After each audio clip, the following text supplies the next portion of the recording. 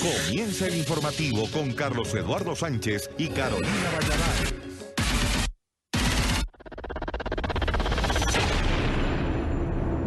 Empezamos. Una joven de apenas 19 años se convirtió en la primera presa política que ha logrado salir de la cárcel desde que el gobierno de Nicaragua empezó a capturar voces disidentes hace más de 5 meses. Elsa Valle, quien pasó 75 días en prisión, denunció maltrato psicológico y negligencia por parte de las autoridades que la arrestaron por participar en las marchas antigubernamentales. ¡Viva Nicaragua libre! ¡Viva! ¡Se pudo! Estas fueron las primeras palabras que pronunció la estudiante de comunicación Elsa Valle tras recuperar su libertad. ¡Que sigan en pie! ¡Que no den su brazo a torcer nunca, nunca! La joven de 19 años permaneció 75 días en la cárcel luego de que la policía orteguista la acusara de supuesta tenencia ilegal de armas. Valle, que fue arrestada con otros 2 compañeros de universidad, aseguró que todo lo que encontraron los uniformados en su casa fueron pancartas para las protestas antigubernamentales, pero aún así se la llevaron. Denunció que durante sus más de 2 meses de reclusión fue víctima de maltrato psicológico. Sí hubo mucho maltrato psicológico de varones. Recuerdo que me decían que yo era una prostituta, que andaba en la calle y que agarraba a los chavales y yo los violaba. Me maltrataban psicológicamente. Afirmó que los insultos y las burlas de sus carceleros aumentaron luego de que su padre, Carlos Valle, también fuera apresado por el régimen el pasado 15 de septiembre mientras participaba de una manifestación en la que pedía la liberación de su hija. Me hubiera gustado salir y abrazarlo. Solo se me venían a mi mente las veces que lo miraba ya después de las audiencias. Cuando él lloraba. Aunque tiene un pie lastimado y no ha podido confirmar si se encuentra en estado de embarazo, Valle no dejará de protestar contra el gobierno de Daniel Ortega. Voy a seguir en las marchas por mi padre que está encerrado injustamente como yo lo estuve y como les he dicho, podrán encerrarme 1000 veces si es posible, pero nadie va a callar. Según cifras oficiales, desde el inicio de las manifestaciones antigubernamentales en Nicaragua, el 18 de abril, 204 personas han sido privadas de la libertad. Sin embargo, organizaciones defensoras de los derechos humanos reportan que habría entre 400 y 500 presos políticos en el país. Y mientras tanto, el régimen de Daniel Ortega insiste en perseguir a las voces disidentes. Este viernes la policía compartió, y lo ven, un comunicado en el que califica de ilegales las protestas antigubernamentales. En el texto advierten que los organizadores de las manifestaciones, a quienes acusan de cometer crímenes y violar los derechos al trabajo y la seguridad de los ciudadanos, responderán ante la justicia y serán acusados de manera formal. Por su parte, la opositora Alianza Cívica y organismos humanitarios sostienen que protestar no es un delito en Nicaragua y que las marchas contra el gobierno han sido pacíficas. Y el Papa Francisco expulsó al sacerdote chileno Fernando Karadima, protagonista del caso que abrió los escándalos de abuso sexual al interior de la Iglesia Católica en Chile.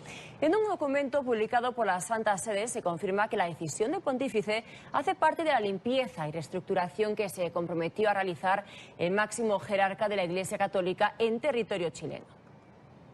Fue el arzobispo de Santiago de Chile, Monseñor Ricardo Esati, el encargado de leer el comunicado del Papa Francisco, donde confirma la destitución de Fernando Karadima. El Papa Francisco ha dimitido del estado clerical a Fernando Karadima Fariña, de la Arquidiócesis de Santiago de Chile. El Santo Padre ha tomado esta grave decisión excepcional en conciencia y por el bien de la Iglesia. El decreto firmado por el pontífice el jueves 27 de septiembre de 2018 entró en vigor automáticamente. Tras conocerse esta información, las víctimas de Karadima reaccionaron de manera inmediata. Me gustaría hacer un reconocimiento a lo que hizo el Papa. Me gustaría agradecer también por el gesto de haberlo sacado. Si bien Karadima hoy día es un anciano, simplemente lo saca de la plataforma que él tuvo, la plataforma de poder que él tuvo para cometer los abusos que cometió. Desde la red de sobrevivientes de abuso sexual al interior de la Iglesia Católica chilena valoraron la medida adoptada por el Papa Francisco. Una muestra, una clara señal del Papa Francisco de tolerancia cero y que ya no hay personas intocables como era Fernando Karadima. Entonces, una noticia importante, un paso importante y esperemos que los otros casos también de sobrevivientes sean expulsados religiosos y religiosas. En el 2010 se conocieron las denuncias de abusos sexuales en contra de Fernando Caradima. Luego de la investigación, el 16 de enero de 2011, fue declarado culpable de agredir sexualmente a menores y condenado por la justicia canónica a una vida de encierro, oración y penitencia.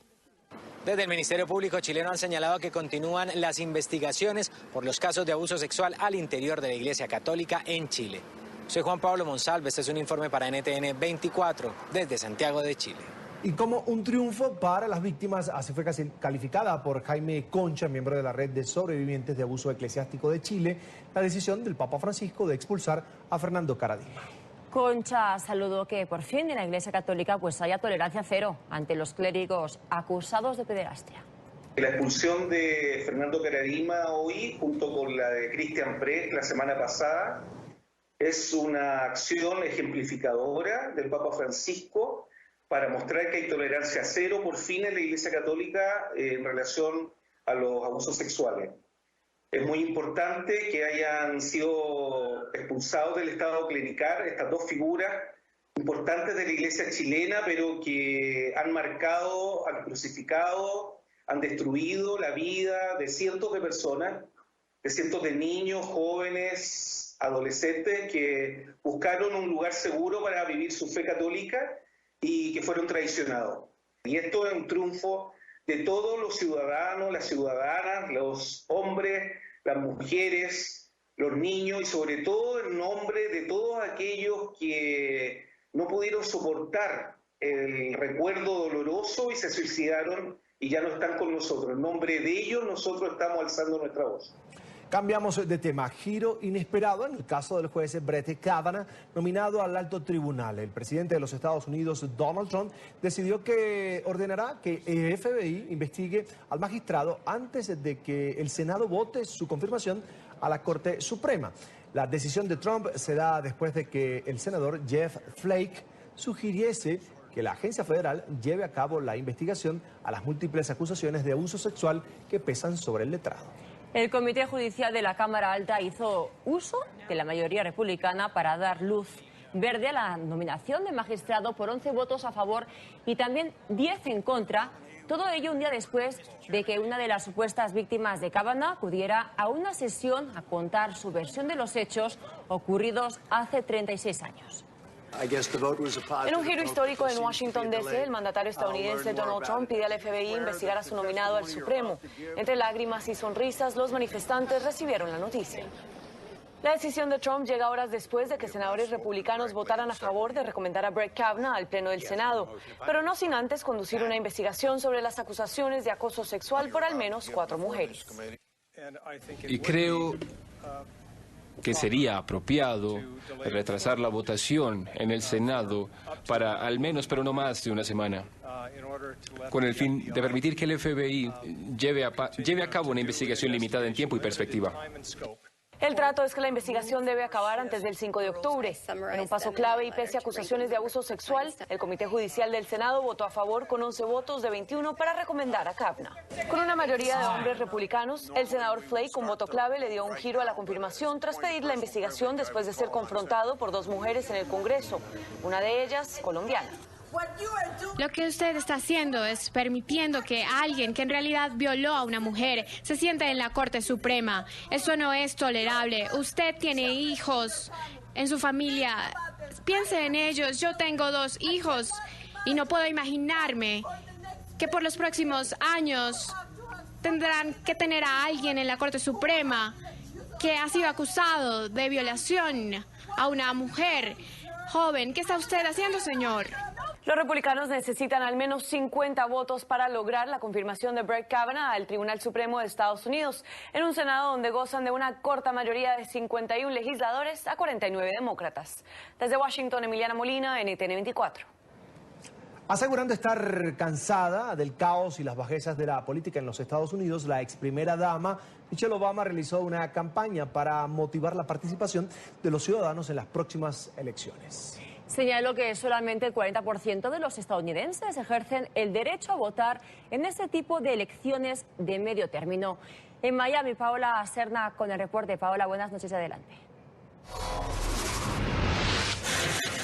Hola, ¿qué tal? Muy buenas noches. La ex primera dama Michelle Obama eligió la ciudad de Miami para culminar esta gira que ha realizado en varias ciudades, donde básicamente ha estado haciendo una campaña para llamar a las personas a que se inscriban y participen en las elecciones del mes de noviembre. Hizo énfasis en que a pesar de la frustración que pueda haber y el ambiente negativo en tema político, es fundamental que las personas se inscriban y participen en las elecciones. Pero como ciudadanos, ¿no les gustaría estar absolutamente seguros que las personas electas para tomar esas decisiones sobre nuestras vidas diarias, decisiones que van desde cómo se recoge la basura hasta si mandamos o no nuestras tropas a la guerra, o cómo tratan a las víctimas de abuso sexual? ¿No querrían ustedes estar completamente seguros de que esas personas electas estuvieron pensando en todos nosotros, no solamente en un pequeño porcentaje de nosotros, cuando toman dichas decisiones? Bueno, pues la verdad es esta: votar es la única manera de asegurarse que sus preocupaciones importan. Punto. Las personas están frustradas de que no haya más progreso en las cosas que afectan nuestras vidas diarias. Incluso algunos piensan que todo el sistema está ya arreglado, entonces ¿para qué intentarlo? Entonces, Miami, yo no entiendo. Yo sé lo que es estar ocupada y claramente entiendo lo que es estar frustrado. Como lo dije esta semana, me siento frustrada también. Estoy cansada. Caos diario y de la malevolencia que domina el discurso político. Todos lo estamos. Realmente es deprimente.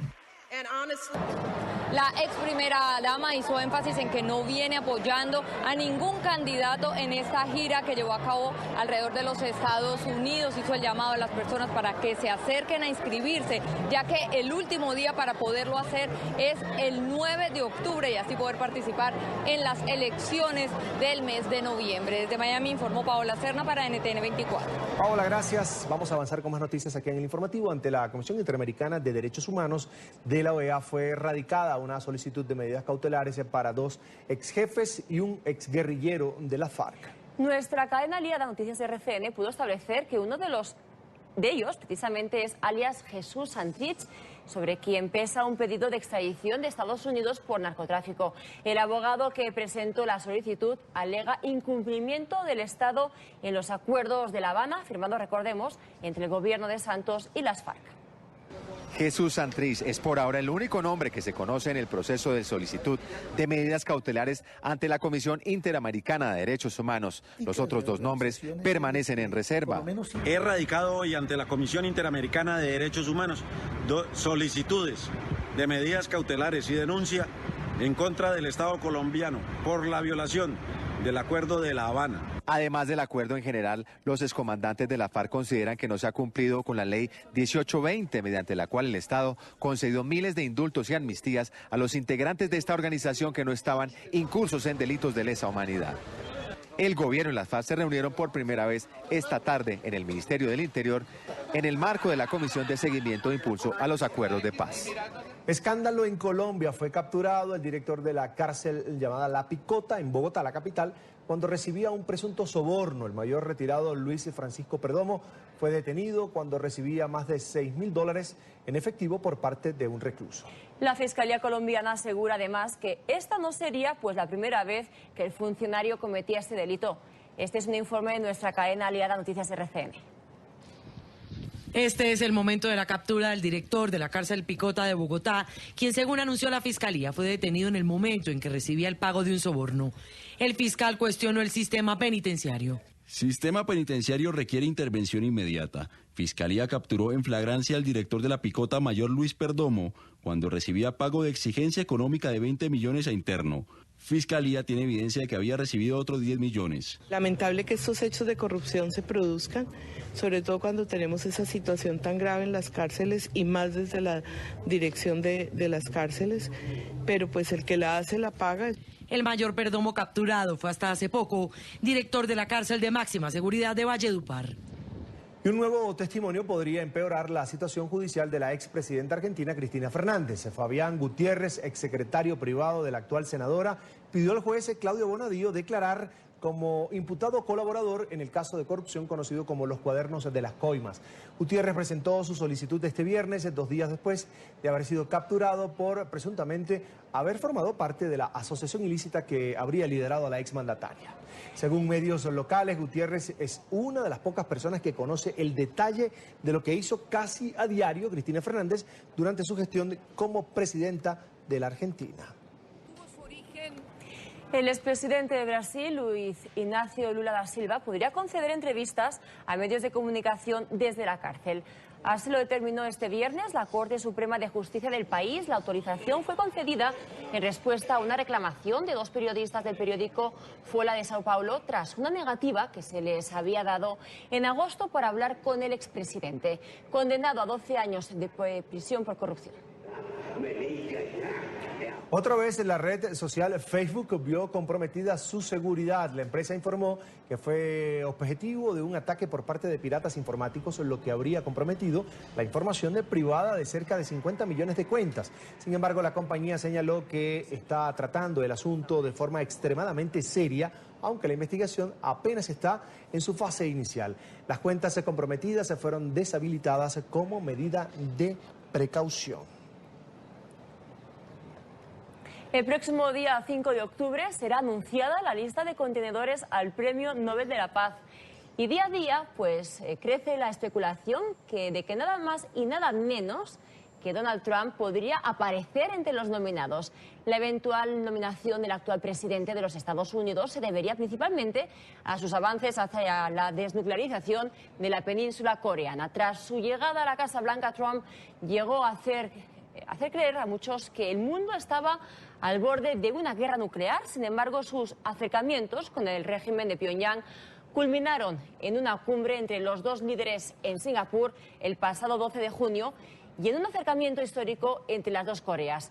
El Premio Nobel de la Paz se entregará el próximo 10 de diciembre y el ganador recibirá un premio de 1,4 millones de dólares.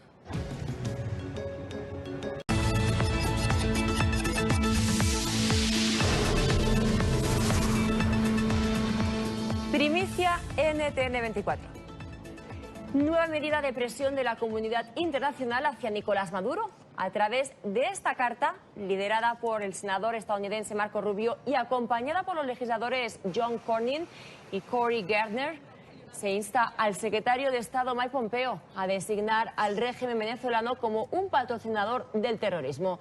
En la misiva que fue enviada esta semana al Departamento de Estado, los senadores destacan los vínculos del gobierno venezolano con múltiples organizaciones terroristas. Nosotros respetuosamente escribimos para solicitar su apoyo en la designación del régimen de Maduro como un Estado promotor del terrorismo. No es una sorpresa que la dictadura de Maduro asistió a terroristas. Después de años de cooperar con las FARC, el ELN y otros grupos terroristas narcotraficantes, Venezuela ahora se ha convertido en un narcoestado.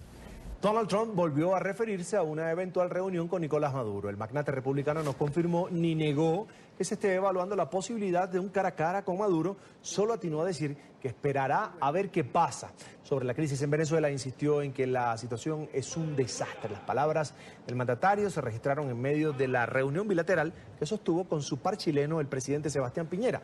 Ante el Pleno de la ONU, Maduro aseguró estar dispuesto a reunirse y a hablar de la situación de su país con Donald Trump, pese a las diferencias. Venezuela es un desastre y tiene que ser limpiado.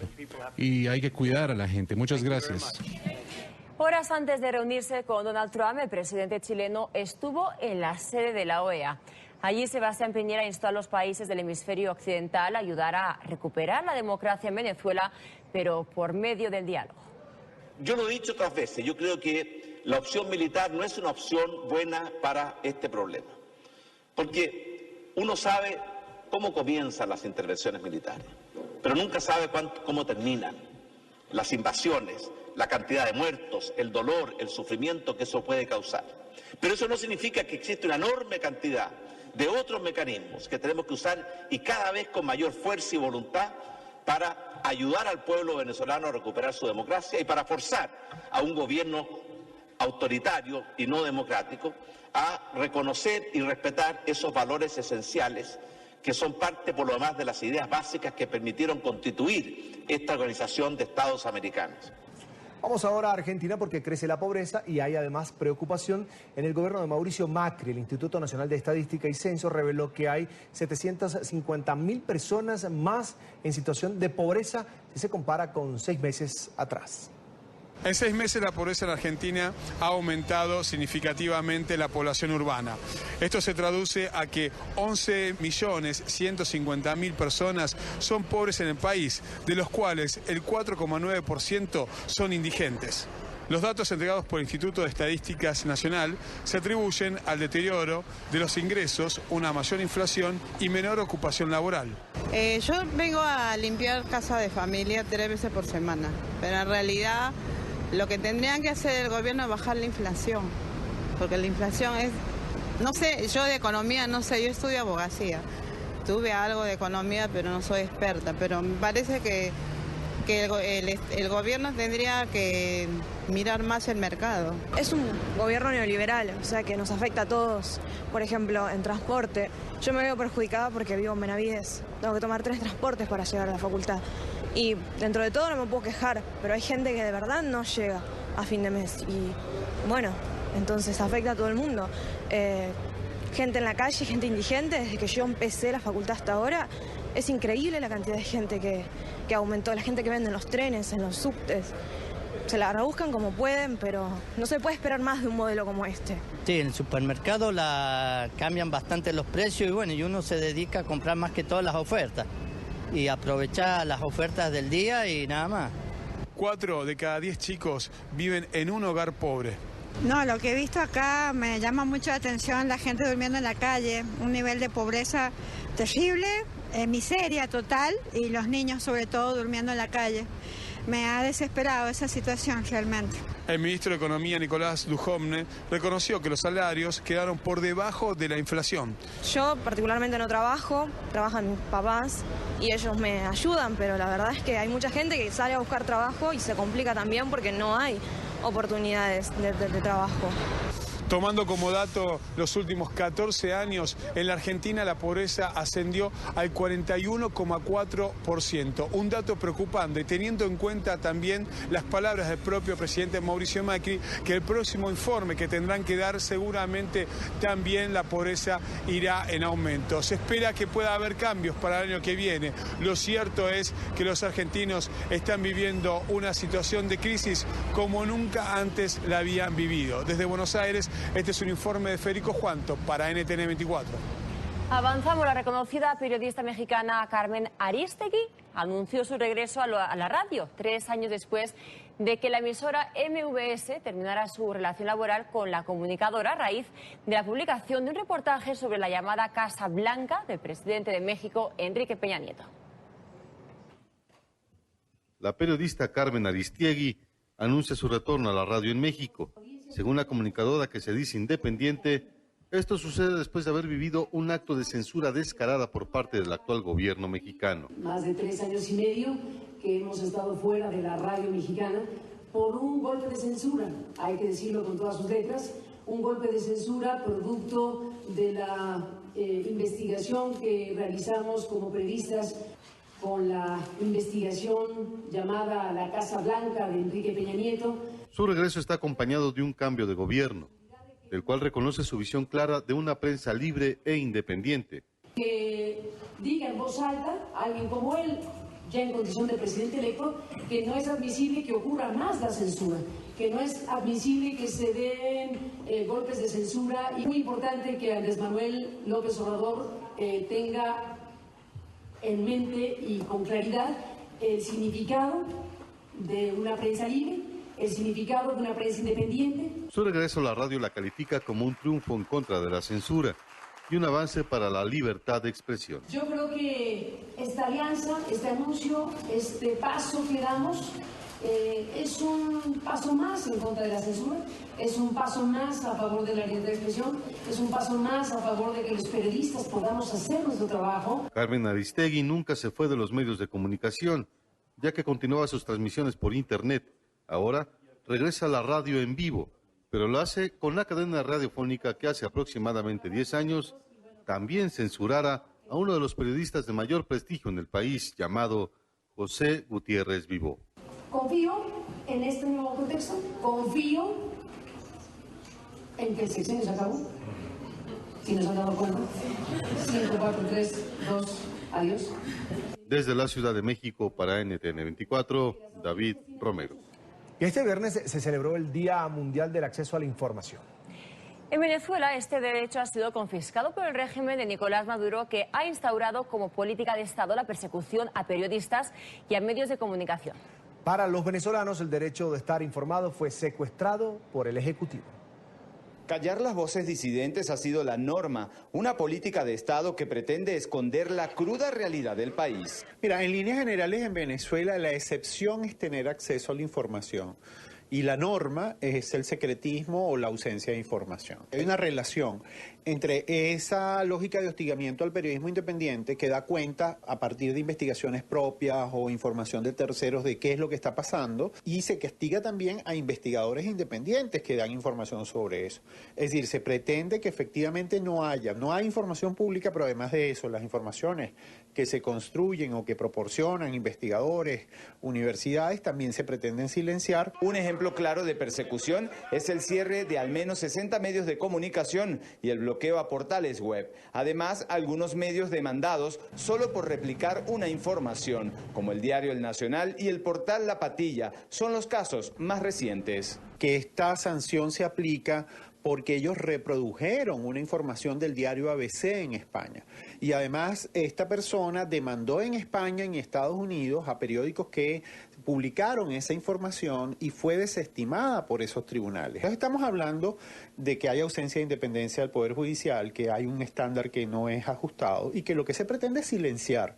Así adelantó el resultado de la sentencia el diputado Diosdado Cabello hacia el portal web La Patilla, una muestra clara de que la separación de poderes no existe. Con lugar la demanda de daños morales incoada por el ciudadano Diosdado Cabello Rondón, mayor de edad, cédula Tatá, contra Inversiones Watermelon y contra Alberto Federico Rabel.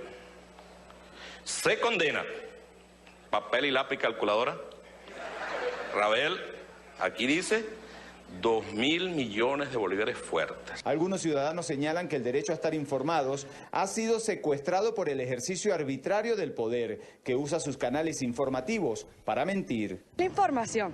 ¿Cuál acceso? Si el gobierno lo que ha hecho es un corralito informativo, solo sale lo que ellos quieren transmitir. Solo vemos lo que hay en BTV, que es un mundo de fantasía, una Venezuela que no existe. Para el Colegio Nacional de Periodistas, el madurismo instauró la política de la mentira. Aquí en Venezuela ha habido una política de la mentira. La vocería oficial lo que ha dicho es engañar o tratar de engañar a la gente, que después la propia gente ve en la realidad cuál es la verdad de las informaciones que no entregan adecuadamente. Mientras tanto, los talleres de impresión del diario El Nacional fueron tomados hace una semana por un sindicato violando una vez más el derecho a la información. Un potente terremoto sacudió el centro de Indonesia, ocasionando un tsunami que golpeó la isla de Sulawesi. El sismo de magnitud 7.5 generó terror entre la población local, que se precipitó a las calles en busca de puntos elevados para protegerse de un maremoto. Las autoridades reportan varios muertos y heridos, aunque no han entregado cifras oficiales. Pánico en Indonesia. Estas olas de hasta 2 metros de altura golpearon las ciudades de Palu y Donggala al norte del país. Videos subidos a las redes dan cuenta del tsunami que obligó a decenas de personas a refugiarse. En segundos, las calles de estos dos sitios turísticos quedan inundados y los escombros por todas partes. La Agencia de Meteorología, Climatología y Geofísica confirmó la formación del tsunami en un comunicado, pero no publicó datos sobre las víctimas. Estas olas gigantescas se originaron luego de varios terremotos registrados al norte del país. El mayor de ellos, de magnitud 7.5, que sacudió más temprano la isla de Celebes. El movimiento telúrico ocasionó la muerte de varias personas y causó heridas a decenas más por el derrumbe de varias estructuras en la zona. El aeropuerto de Palu, que opera vuelos domésticos, tuvo daños significativos en su estructura y permanecerá cerrado. Indonesia está ubicado sobre el llamado Anillo de Fuego del Pacífico, una zona de gran actividad sísmica y volcánica. Indignación en Filipinas tras las recientes declaraciones del presidente Rodrigo Duterte. Por primera vez, el mandatario admitió que se han realizado ejecuciones extrajudiciales en su gobierno, asegurando que es el único pecado que ha cometido. Durante la administración de Duterte se ha llevado a cabo una campaña llamada Guerra contra las Drogas, en la que más de 4.800 sospechosos de narcotráfico han sido asesinados, cifra que es investigada por organizaciones de defensoras de los derechos humanos que lo acusan de no respetar el debido proceso contra los presuntos delincuentes. Mi único pecado son las ejecuciones extrajudiciales. Y este viernes varios países europeos se enfrentaron a una huelga de tripulantes de cabina de la aerolínea de bajo costo Ryanair. Más de 150 vuelos han sido cancelados, afectando a casi 30.000 personas. Los sindicatos de los tripulantes exigen mejores condiciones laborales. Este viernes varios países europeos sufrieron las consecuencias de una nueva huelga de los tripulantes de cabina de la aerolínea de bajo costo Ryanair. Alrededor de 158 vuelos fueron cancelados en España, Portugal, Holanda, Bélgica, Italia y Alemania. Esta huelga habría afectado a unas 30.000 personas. De los vuelos suspendidos, el 40% fueron en España. Para los tripulantes de cabina, esta medida es indispensable para que se visibilice su situación, pues sienten que sus derechos están siendo vulnerados al no tener contratos de trabajo amparados por las leyes de sus países, sino que suscritos en Irlanda, país en donde está la sede de Ryanair.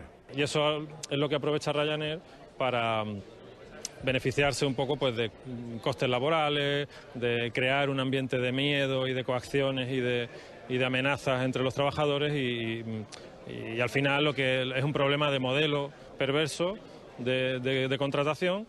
Durante varias horas los pasajeros esperaron una respuesta de la aerolínea para conocer si habría alguna otra opción de viajar y así no perder todos sus planes. Lamentablemente las respuestas recibidas por varios de ellos no fueron lo que esperaban. Llevo más de 2 horas parada a esperar a llegar a que me den una solución. Lo más seguro es que el fin de semana nos lo han arruinado. Hasta el domingo no me reubican el vuelo y a mi pareja nos han dado 5 euros a cada uno hasta el domingo para comer. Iba 4 días a Pisa y ya tenía mis días pues, de permiso en el trabajo y eso y nada, pues estoy a ver si me reembolsan aunque sea el dinero y no sé, a ver qué me solucionan. Debido a la suspensión de estos vuelos, la aerolínea debería desembolsar en indemnizaciones a los pasajeros alrededor de 11 millones de euros. Pero eso podría ser imposible, pues Ryanair asegura que no es decisión de ella cancelar los vuelos, sino de los tripulantes. Y así finalizamos este informativo en NTN24, el canal de las Américas. Que tengan una muy feliz noche. Sigan informados por Twitter en nuestra cuenta, por supuesto, que es @NTN24. Y recuerden que puede consultar todas las noticias en nuestro sitio en internet. Allí lo tienen en pantalla, www.ntn24.com.